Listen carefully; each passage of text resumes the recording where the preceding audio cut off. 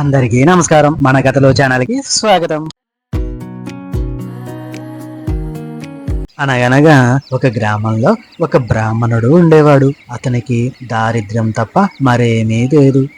భిక్షాటన చేసి రోజు జీవనం సాగించేవాడు.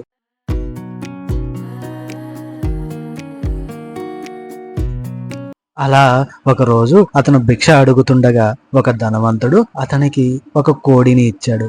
దీనిని పెంచుకో, ఇది నీకు ఉపయుక్తం అవుతుంది అన్నాడు. అనగా నీకు ఉపయోగపడుతుంది అని చెప్పాడు. ఆ బ్రాహ్మణుడు ఆ కోడిని ఎంతో ప్రేమగా పెంచుకోసాగాడు. అది రోజు గుడ్లు పెట్టేది. ఆ గుడ్లను అమ్మి అతను కొంచెం కొంచెంగా ధనాన్ని దాచుకోసాగాడు. కాలక్రమేణా అతను చిన్నపాటి ధనాన్ని ఏర్పరచుకోగలిగాడు.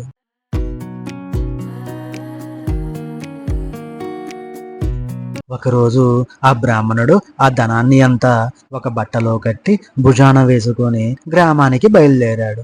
రోడ్డు మీద నడుస్తూ తను తన ధనం గురించి ఆలోచిస్తూ, ఇది ఇంకా పెరుగుతుంది, తరువాత గొర్రెలు ఆవులు కొనుగోలు చేస్తాను, ధనవంతుడిని అవుతాను, పండితులకు సహాయం చేస్తాను, నా పేరు గ్రామం అంతా ప్రసిద్ధమవుతుంది అని నడుస్తూనే తను కలలు కనడం మొదలు పెట్టాడు.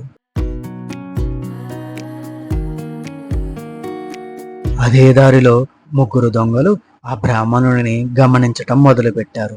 వారు ఈ విధంగా అనుకుంటున్నారు, ఈ బ్రాహ్మణుడు ఏదో ఖరీదైన వస్తువు తీసుకెళ్తున్నాడు రా, దాన్ని తేజెక్కించుకుందాం అని వాళ్ళు ఆలోచించారు.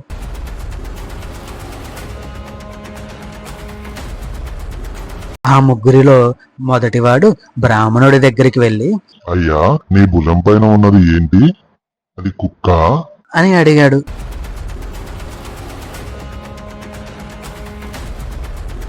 బ్రాహ్మణుడు ఆశ్చర్యపడి, ఏంటి ఇది? నా యొక్క ధనం నేను ఒక బట్టలో కట్టుకొని తీసుకుని వెళ్తున్నాను, కుక్కలా ఎలా కనిపిస్తుంది నీకు అని అన్నాడు.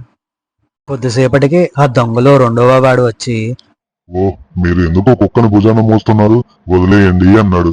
మరి కొద్దిసేపటికి మూడవ దొంగ వచ్చి, ఓ బ్రాహ్మణుడా, భుజాన కుక్కను తీసుకుని తిరగడం మంచిది కాదు, దీన్ని వెంటనే క్రింద పడి అని అనసాగాడు. ఇలా ఒకరి తర్వాత ఒకరు చెప్పడంతో బ్రాహ్మణుడు గందరగోళానికి గురయ్యాడు. అయ్యో, నిజంగానే ఇది కుక్క అయి ఉంటుందా అని భయపడిపోయాడు. తాను మోస్తున్న బట్టలోని ధనాన్ని కుక్క అని భావించి ఆ డబ్బు మూటను రోడ్డుపై పడేసి పారిపోయాడు. దొంగలు ఆ డబ్బు మూటను తీసుకొని నవ్వుకుంటూ వెళ్ళిపోయారు.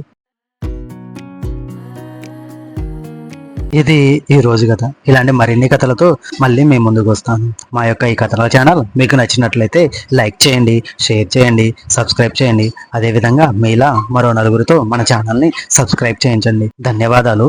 ఉంటాను మరి.